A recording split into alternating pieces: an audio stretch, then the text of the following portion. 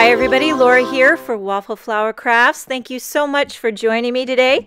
I've got a fun, colorful project to share with you featuring the Across the Miles stamp set by Waffle Flower Crafts. I'm also going to be featuring the Misty and the creative corners that were designed to use along with your Misty. Here's one of the creative corners right here. So you can put these on your Misty and you can slide them back and forth and do all kinds. There's lots of different little pieces that come in the creative corners. This is just one of the corners, and I'm going to use it to create a striped watercolor background. We're also celebrating Waffle Flower's 3rd anniversary. Woo woo! Congratulations!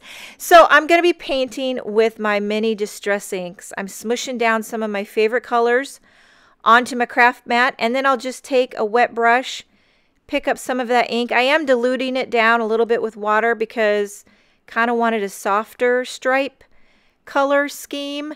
So once you paint, I literally run my brush along that corner.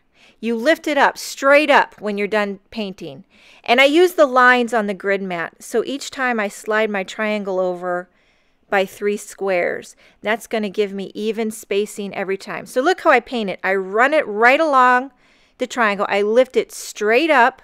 That way I don't drag any of that paint. And then I clean it off. And then I go over 3 more squares. And then now I'm going to paint it with yellow stripe. It's super easy. I'm loving it because I've tried to do this before with a ruler, and I found I had a really hard time keeping my angles consistent and my spacing consistent. So this just really makes it fun and easy. Now I'm going to stop right here and I'm going to dry this. So I'm using one of those laminated Misty mats, so you can just wipe it off. I'm going to heat set this and I'll continue to move on. Okay, so we're going to paint the rest of our stripes down the left side of this watercolor panel. I've moved my panel over to the right side of the Misty. That's going to give me more room to slide my creative corner to the left. I've also bumped up the panel 1 square. You can see how it's not butted all the way down to the bottom of the Misty. I needed a little room so that I could get a clean stripe all the way to the bottom edge. You following me? So I'm working my way. Of course, you know me. I'm getting in the rainbow. I got to get it in somehow. And we're just about finished, and I'm giddy. I'm giddy. Look at how perfect these stripes are. You just got to make sure that after you paint it, you lift that creative corner straight up so that you don't drag any of that paint. And I'm going to be honest with you. This is probably my 3rd try. I made several mistakes in my attempt to do the striped background. So if you try this and you find that you're dragging paint all over and you're getting splotchy and you're getting messes, well, that's what I did too. You just got to stick at it, hold your breath, don't move, don't sneeze, and you will eventually get the perfect striped background. I'm telling you. Okay, so now we're going to add our images. I go through that Tim Holtz watercolor cardstock like nobody's biz. I always like, the packs come in, what is it, like 25 in a pack? And every time I go to do a project, I got to use like 3 to get one good one because of my mistakes. It just makes me so mad when I make mistakes with my watercolor cardstock. For some reason, it's like, it's more expensive than regular cardstock. Anyway, okay, moving on. Don't lose heart. I make mistakes, you make mistakes, but eventually it will turn out if you stick at it.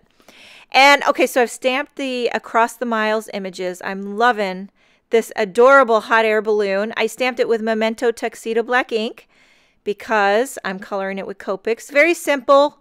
Most of the time I use 3 color Copics for each image. You know, I like to do that dark to light gradient look.